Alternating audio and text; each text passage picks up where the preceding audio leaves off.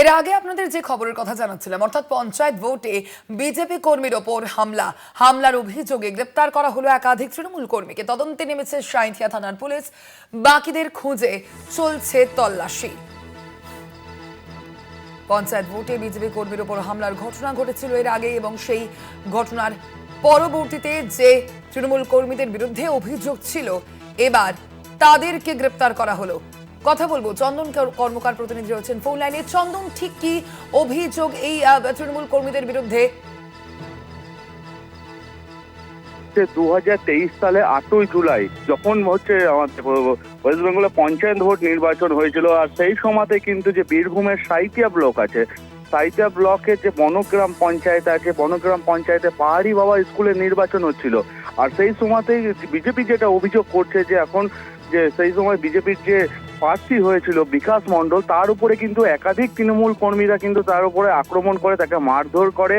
আর সেই ঘটনার পরিপ্রেক্ষিতে যখন এই 2026-এ এবার বিজেপি সরকার ক্ষমতায় এসছে, এই নিয়ে কিন্তু এই বিকাশ মণ্ডল এই মুহূর্তে কিন্তু একটি সাঁইথিয়া থানাতে কিন্তু একটি লিখিত অভিযোগ করে।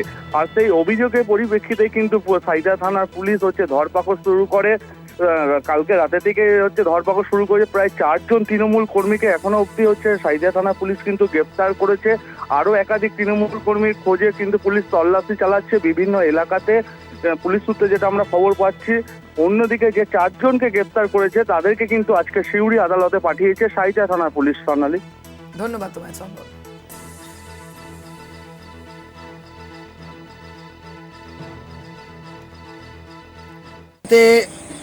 কমপ্লেন হয়েছে, সেই ভিত্তিতে পুলিশ অ্যারেস্ট করেছে। এখানে বক্তব্য দেওয়ার কিছু নেই।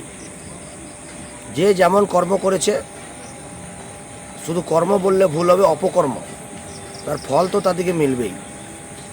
তারা যখন করেছিল রাজনীতির মতো করলে ভালো হতো। আর এখানে যাকে করেছিল সে কমপ্লেন করেছে, মানুষ জেগেছে। এখানে রাজনীতি করার দিন নেই। জনতা জনার্দনের আশীর্বাদে ভারতীয় জনতা পার্টির সরকার